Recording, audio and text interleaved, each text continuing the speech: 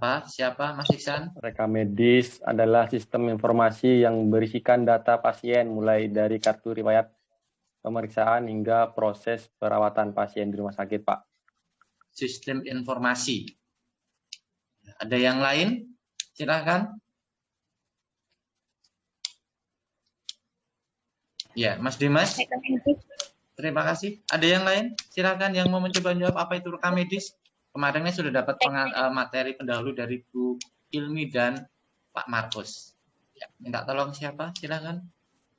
Segala bentuk catatan atau rekaman dalam pelayanan kesehatan yang memenuhi unsur-unsur persyaratan sesuai peraturan perundangan yang berlaku.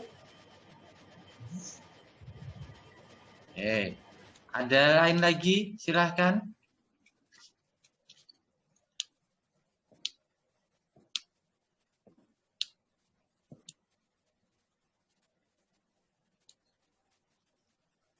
Dokumen yang berisi data pasien mulai dari kartu riwayat hidup hingga proses perawatan pasien di rumah sakit, Pak.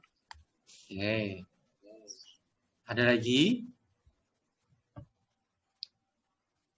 Kira-kira materinya kemarin pada di-download enggak? Disimpan enggak kira-kira? Dibaca enggak? Nah, disimpan pasti iya. Ya, disimpan pasti iya.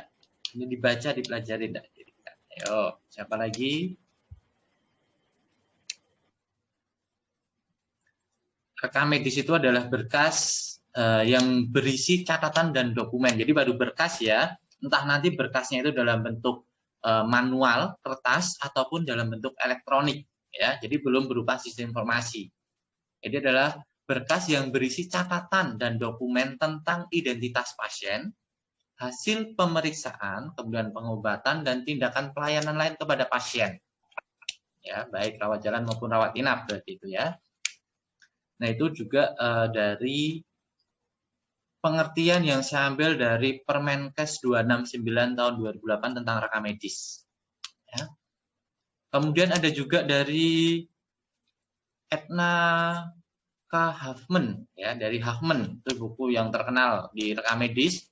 Itu adalah rekaman atau catatan mengenai siapa, apa, mengapa, bila mana, dan bagaimana pelayanan yang diberikan kepada pasien selama masa perawatan, yang memuat pengetahuan mengenai pasien dan pelayanan yang diperolehnya, serta informasi yang cukup untuk mengidentifikasi pasien, membenarkan diagnosis dan pengobatan, serta merekam hasilnya.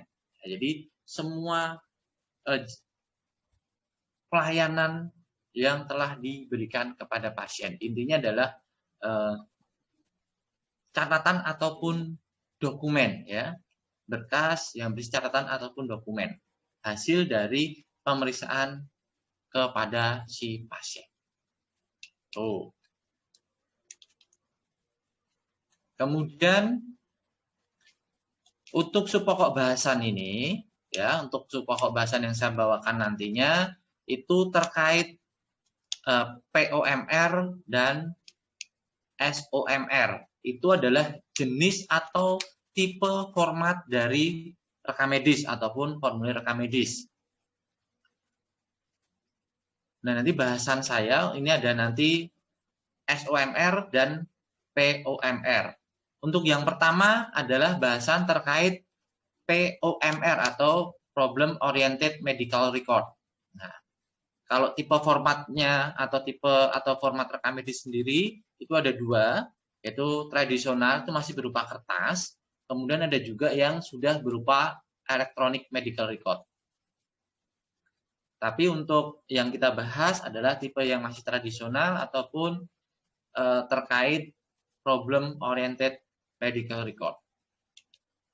Ini bahasan kita hari ini di problem oriented medical record.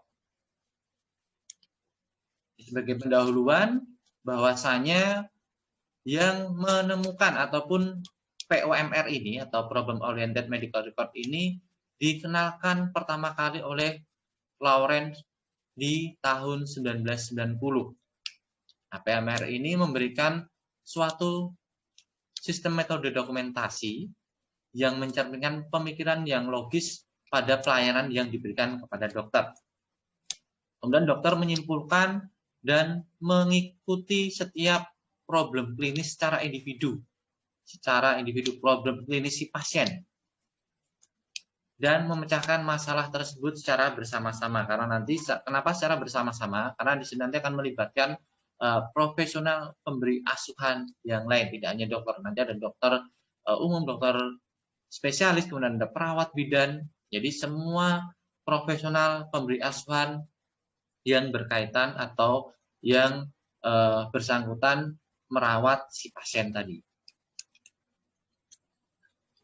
Kemudian pengertiannya sendiri untuk problem oriented medical record ini adalah is a scientific method of record keeping using a client center problem solving approach following the pace of the nursing or medical process. Jadi di sini POMR ini adalah metode ilmiah terkait pencatatan menggunakan pendekatan pemecahan masalah. Ya, namanya tadi adalah problem. Jadi kata kuncinya adalah problem oriented, atau itu adalah kata kuncinya sebagai nanti mempermudah kita untuk mengingat-ingat. Ya, problem oriented berarti ada pendekatan pemecahan masalah yang berpusat pada klien ataupun pada pasien. Ya. Nah, di sini ada klien di sini ya. Ada klien di sini. Oh, maaf.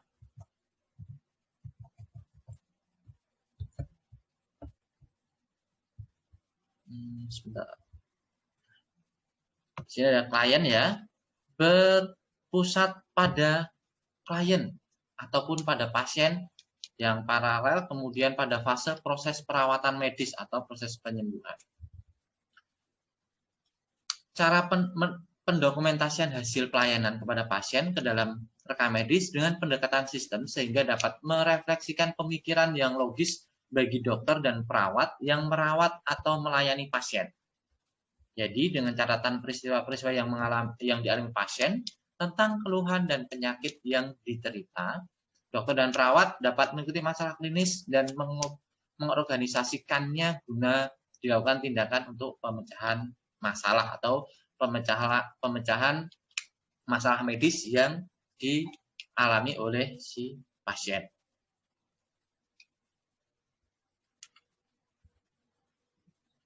Kemudian tujuannya POMR sendiri atau Problem Oriented Medical Record itu sendiri, yang pertama menyediakan informasi yang logis dan sistematis tentang problem yang dihadapi pasien. Kemudian menyelesaikan informasi rencana pemecahan masalah, pengobatan, tindakan, dan perkembangan hasilnya. Yang ketiga, mencegah pelayanan yang terkotak-kotak dengan memandang pasien sebagai manusia seutuhnya, pendekatan pada semua tim kesehatan, dan pelayanan yang terkoordinasikan. Jadi maksudnya di sini adalah ketika si dokter A ini melakukan konsultasi dengan dokter B, maka apa yang hasil dari konsultasi dokter B itu akan dituliskan di rekam medis si pasien tersebut. Begitu juga dokter A. Jadi dari tujuannya nanti dari hasil komunikasi atau hasil yang dituliskan oleh si dokter tadi dapat dibaca dan dipelajari walaupun si dokter tidak bertatap muka. Jadi dari rekam medis nanti akan terlihat masalah apa yang sedang dialami atau diderita oleh si pasien. Kemudian yang keempat, meningkatkan akuntabilitas dan mutu pelayanan, memudahkan penelitian klinis. Jadi di sini meningkatkan mutu pelayanan karena tadi hasil pelayanan ataupun hasil terapi yang diberikan kepada pasien tadi saling berkesinambungan. Jadi hari pertama, kedua, ketiga itu dalam satu format rekam medis atau satu form rekam medis. Jadi itu akan membuat mutu pelayanan itu akan meningkat dan memudahkan dilakukannya penelitian klinis. Jadi nanti bisa dipelajari alur ataupun bisa dipelajari tentang riwayat ataupun perjalanan penyakit si pasien tadi. Manfaat POMR sendiri adalah meningkatkan mutu asuhan pasien, kemudian meningkatkan pengetahuan dan pendidikan tenaga medis, memudahkan evaluasi klinis yang dilakukan oleh dokter dan perawat, kemudian memudahkan dilakukannya adaptasi terhadap perubahan teknologi. Ini manfaat terkait problem oriented medical record.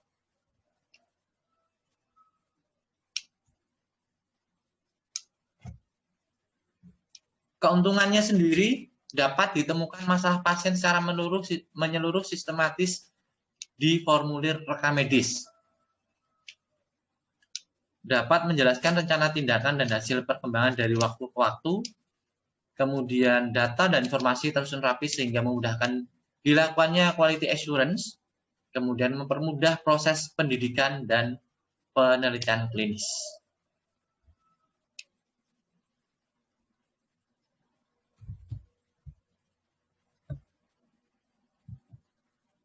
Kemudian kerugiannya POMR ataupun kekurangannya itu sendiri terkait POMR adalah perancangan formulirnya memerlukan pemahaman tentang pengetahuan klinis dan proses pelayanan klinis yang memadai.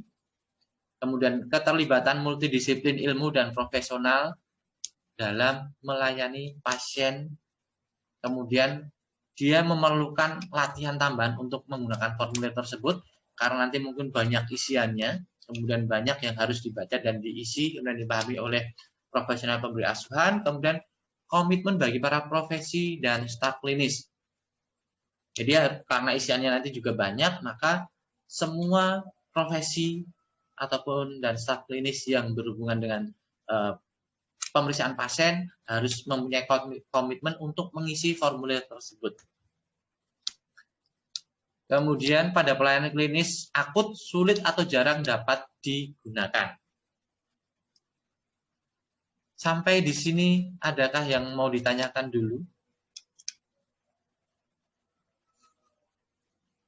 Sebelum kita masuk ke komponen POMR.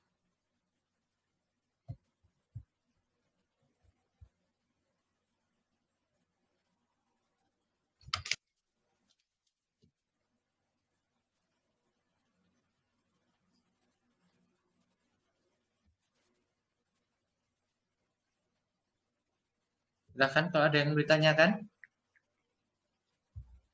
Dilanjut kalau tidak ada.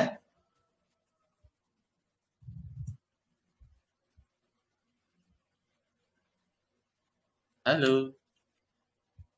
Tidak ada respon. Lanjut ya, Pak. Ya, selanjutkan. Lanjut, Pak. Rumah dan dalam kurungnya. Oke, terima kasih. Kalau gitu saya lanjutkan. Komponen dari POMR. Yang pertama adalah database, terkait data dasar, kemudian problem list atau daftar masalah dari si pasiennya nanti, kemudian rencana awal atau initial plan, kemudian progress note, ataupun catatan perkembangan pasien selama dia nanti dirawat di suatu pelayanan kesehatan. Komponen yang pertama adalah database. Ini meliputi identitas pribadi dan sosial, kemudian keluhan utama, penyakit saat ini, riwayat penyakit terdahulu, review sistematika atau sistem tubuh, kemudian hasil pemeriksaan fisik, pemeriksaan penunjang, diagnosis utama, pengobatan dan tindakan, serta perkembangan pasien. Jadi pentingnya database di sini atau basis data itu harus jelas dan mencakup riwayat lengkap dan fisik. Ya, ini pentingnya dari database itu sendiri. Kemudian banyak nanti rumah sakit yang memasukkan database itu, ya tadi ada contohnya adalah pemeriksaan penunjang, itu bisa pemeriksaan EKG, ronsen, kemudian hasil tes urin dan lain-lain. Jadi untuk setiap pasien yang dirawat ini biasanya diperlukan database.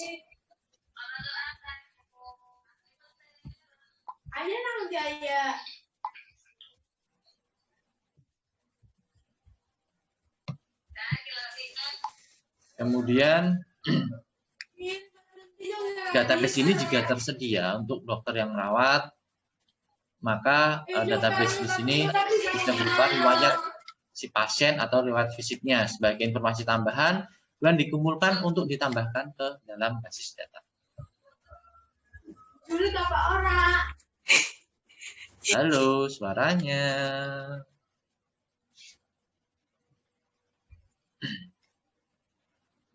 Saya lanjutkan terkait metode pengumpulan datanya. Metode pengumpulan database atau data dasar ini bisa dengan observasi keadaan pasien, ya, dengan melihat, oh pasiennya mengalami patah tulang, oh pasiennya mengalami luka sayatan, ya, bisa dengan observasi. Kemudian riwayat admission, riwayat pasien masuk, itu bisa dari perawatnya nanti menanyakan, ya. Kemudian wawancara anamnese, jadi dokternya nanti akan mewawancara yang dikeluhkan apa, kemudian yang dirasakan apa Bapak Ibu, itu dari wawancara sebagai anamnese dari dokter. Kemudian bisa dari pengkajian catatan terdahulu, karena dari pasien mungkin sudah pernah berobat ke pelayanan kesehatan tersebut, nanti bisa dilihat riwayat penyakit yang pernah diderita pasien. Apakah ini penyakit kambuhan dari yang terdahulu, ataupun nanti juga bisa dilihat dari berkas rekam medis tersebut, mungkin si pasien punya alergi, nanti bisa jadi dari catatan terdahulu tadi, ya.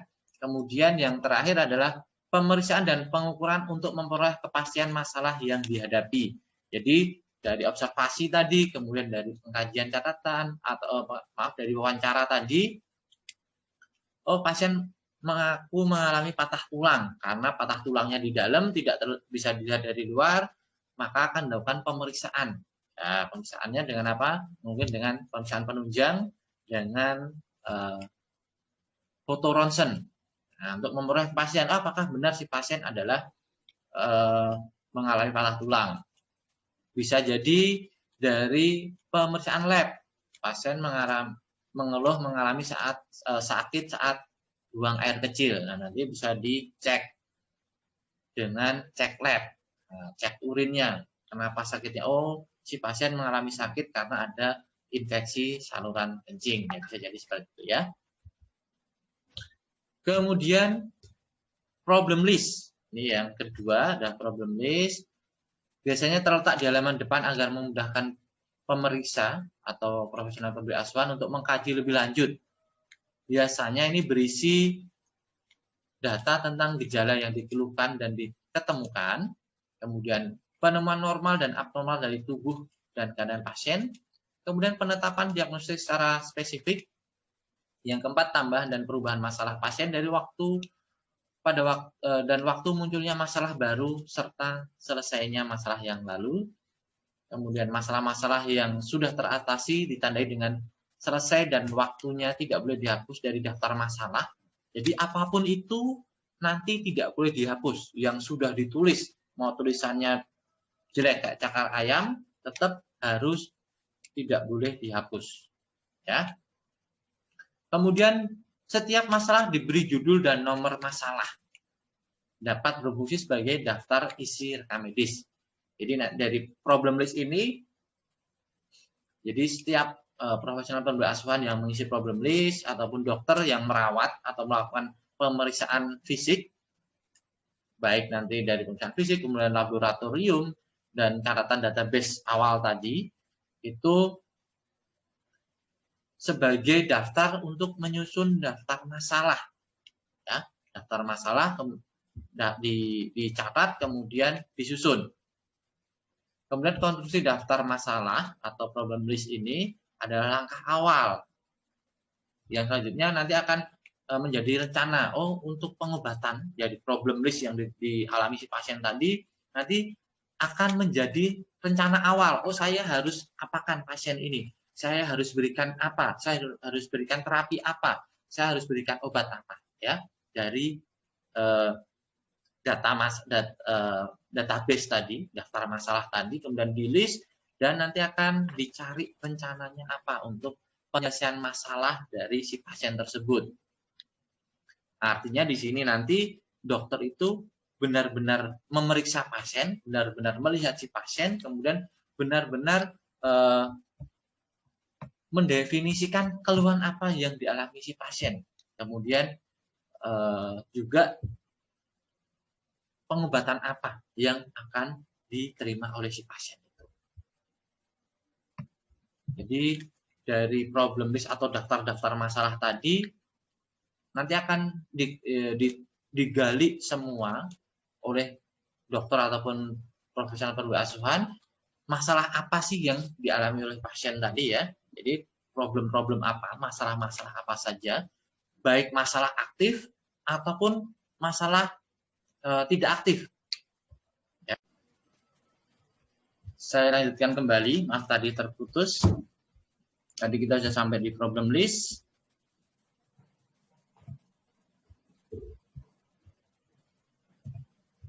Kemudian yang berikutnya adalah initial plan. Ini berisi rencana tindakan yang akan dilakukan setelah mempelajari keadaan pasien berdasarkan daftar masalah yang sudah dibuat di sebelumnya tadi. Rencana-rencana yang spesifik untuk setiap masalah digarisbawahi dan dibagi menjadi 3 kelompok. Yang pertama adalah informasi lebih lanjut tentang diagnosis dan penata laksanaannya, kemudian terapi yang diberikan, dan anjuran nasihat sebagai pendidikan kepada si pasien. Dan setiap rencana diberi nomor sesuai dengan masalah yang diatasinya. Untuk setiap masalah yang ditentukan catatan biasanya berbentuk SOAP atau SOAP dan harus dicatat. Biasanya proses selanjutnya ini setelah initial plan tadi yang dilakukan dokter setelah memutuskan apa yang salah dan apa yang harus dilakukan. Jadi dari masalah tadi ya, database tadi, kemudian di list problemnya apa saja, kemudian dokter akan memutuskan apa yang salah, kemudian apa yang harus dilakukan pengobatan untuk penyakit pasien tersebut.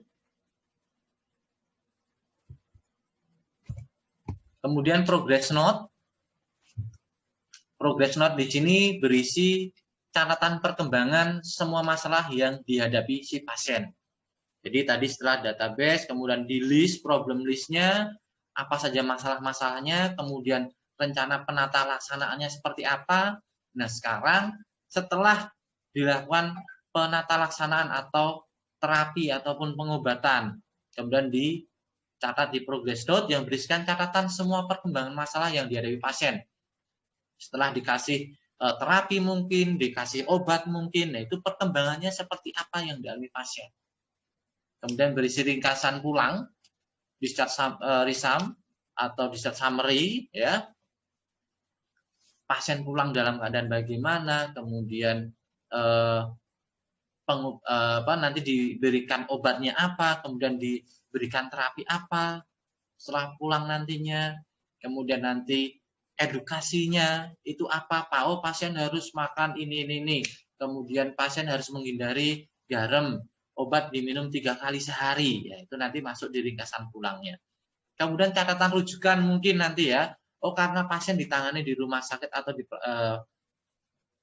pelayanan kesehatan A belum juga sembuh, malah ada keadaan memburuk, maka akan dirujuk. Nah nanti akan ada catatan rujukan, oh pasien selama di rumah sakit A sudah mendapatkan obat ABC, kemudian sudah melakukan terapi ataupun tindakan DEF. Nah itu dari progress note. Jadi setiap catatan nanti diawali nomor dan judul masalah. Kemudian beberapa petunjuk bermanfaat tentang catatan kemajuan perkembangan pasien.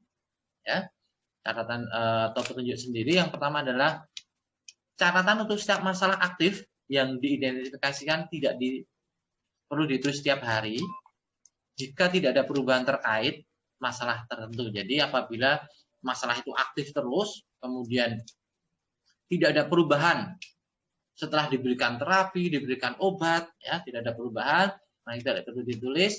catatan untuk masalah itu tidak perlu ditulis, tapi menjadi sebuah pengamatan yang akan merujuk kembali ke catatan hari sebelumnya dan mendapatkan laporan kemajuan khusus dari masalah tersebut.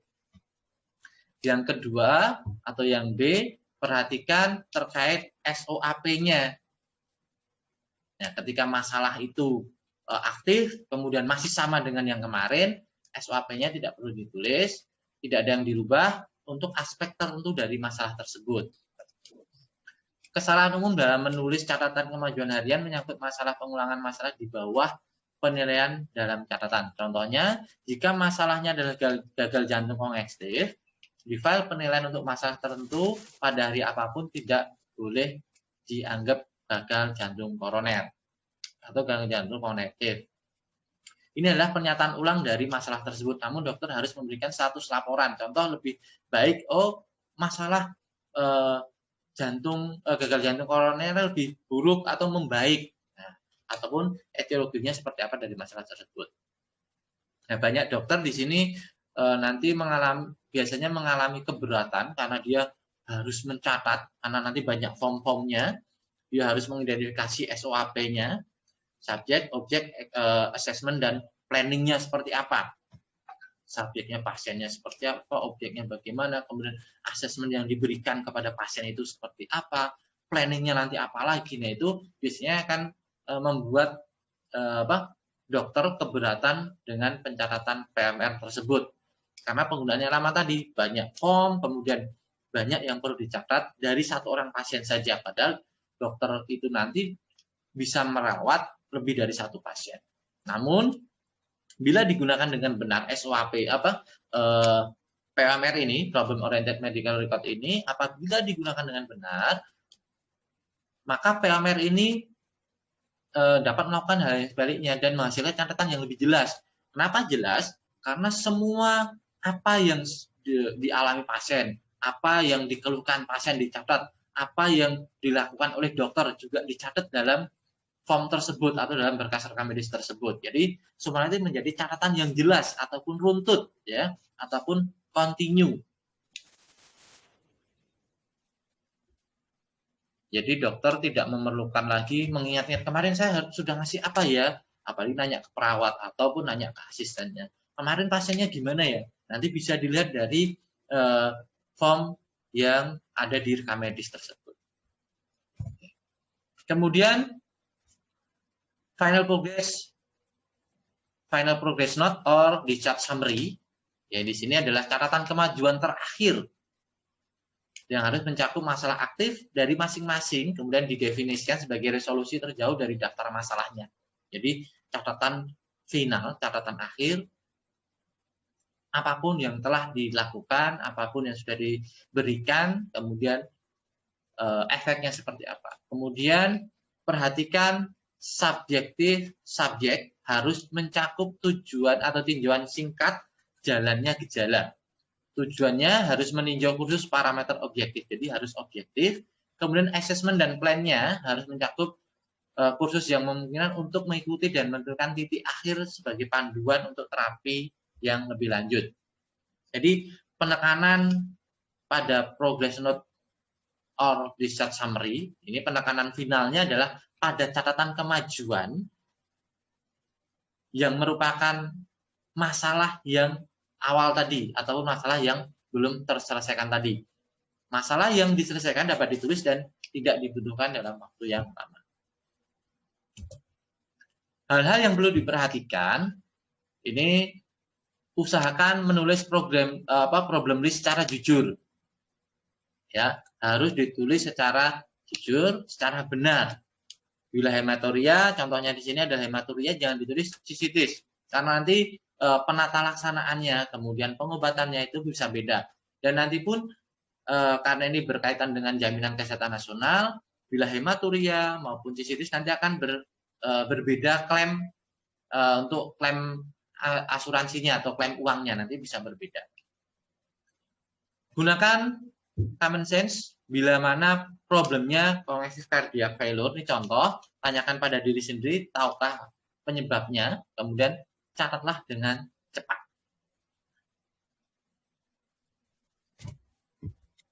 Ini yang terkait swab tadi, ya. Swab tadi ini adalah pendekatan yang biasanya digunakan oleh dokter dan perawat dalam melayani pasien. Ini juga masuk dalam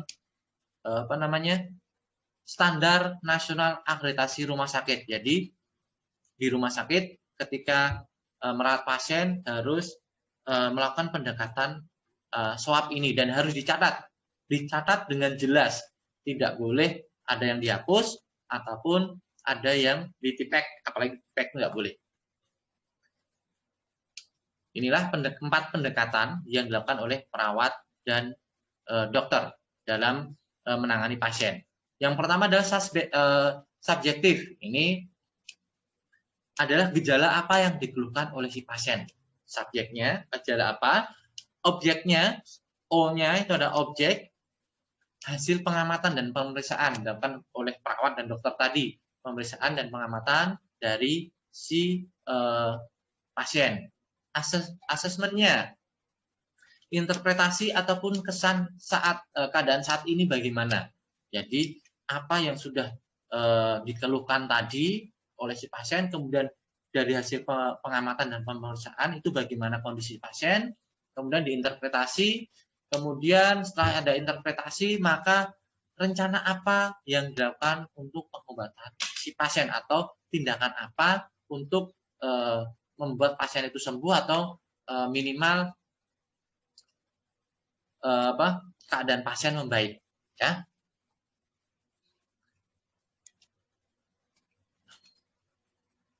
Ini tadi terkait swab tadi, subjektifnya adalah keluhan yang ditemukan oleh pasien, gejala penyakit yang diderita pada saat ini maupun masa lalu, ya. Jadi gejalanya tidak hanya yang sekarang tapi yang lalu apakah pernah dirasakan. Objektif, pengamatan dan pemeriksaan dilakukan oleh dokter atau perawat dengan menggunakan ukuran tertentu berdasarkan ilmu pengetahuan untuk menetapkan diagnosis dan masalah pasien yang dijumpai secara objektif. Asesmen, interpretasi atau kesan keadaan saat ini berdasarkan hasil pengamatan dan pemeriksaan selanjutnya dinyatakan diagnosis dan prognosisnya atau gangguan yang diderita si pasien. Kemudian plannya, rencana kerja untuk mengatasi masalah si pasien tadi. Oke, sampai di sini materi yang dia sampaikan terkait problem oriented medical record. Apakah ada yang ditanyakan? Saya persilahkan.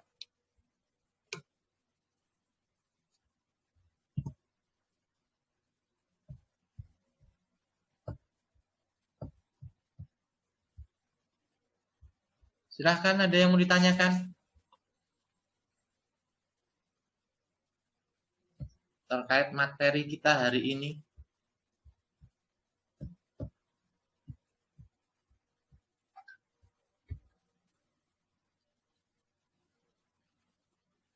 Halo.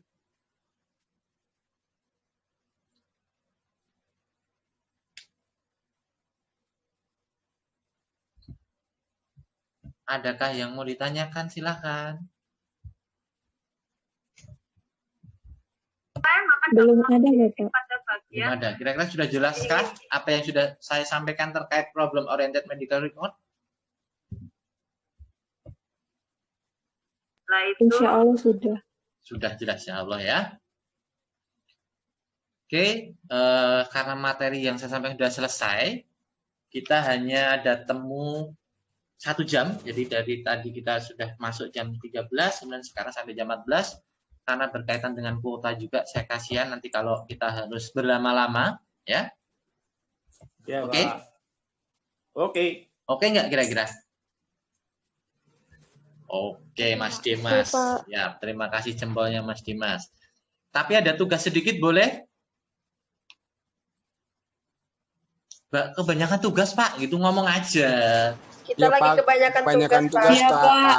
Banyak Kan, tugas, Pak. Nggak kalau bisa bisa ada ngomong kan tugas enak. Tugasnya Pak, skip Pak. Kalau bisa ngomong kan Tunda enak dulu ya. Pak, tunda dulu Pak. Ya, mau saya itu kan setiap ada pertemuan ada tugas gitu loh. Tapi kan saya tanya dulu, kalian banyak tugas nggak? Jangan, Pak. Banyak Pak, banyak Pak. Oh ya. Tunda dulu Pak, tunda.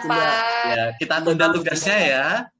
Ya, tugasnya tunda dulu, Iya, Pak. Pak. Terima kasih. Ditunda kapan, Pak? Makasih, Pak. Ya.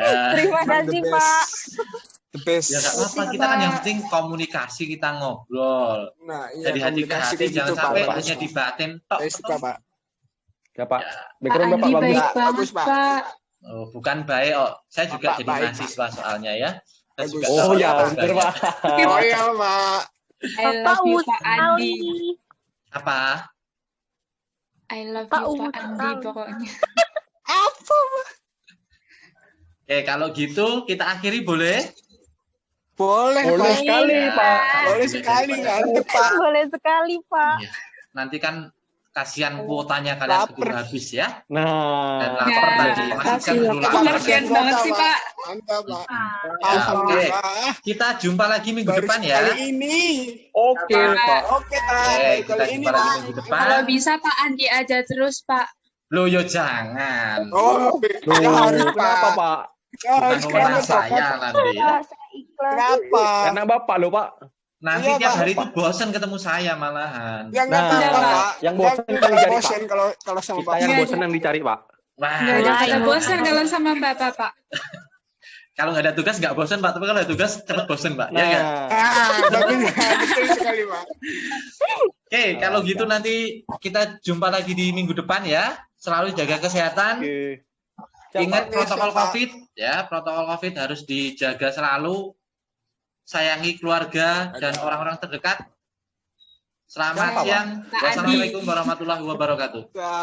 Waalaikumsalam, Bapak. Jangan lupa makan, Bapak. Ya, jangan lupa senyum ya. Bapak jangan lupa makan. Oh, siap. Terima kasih. Siap, Bapak. Ya. Ini dulu, Pak. Bapaknya lagi santuy di depan jembatan. Nisa ngapain sih, Nisa? Jujur banget kamu. Nisa membenci Nisa. Habis. Ya habis lah, Den. Keluar, woi. Boleh Keluar keluar nih. atau boleh di dalam di sini terus nggak apa-apa. Oh ya Allah, Pak, maaf, Pak. Masih ada ternyata, Bapak. Dadah. Dadah Yes, terus. Pak. Namanya. Mantap. Bapak jangan lupa makan ya. Ya, Jangan siap. Aku juga. Dit, kamu nggak usah genit, Dit. Dewa sayang. Mas sayang. Batukmu. Dengan Mendeley ini kita secara otomatis sudah Masih ada Bapak nih. Masih ada apaan? langsung atau kutipan tidak langsung itu kalian harus tahu, kalian harus paham sebelum menggunakan yang auto seperti ini.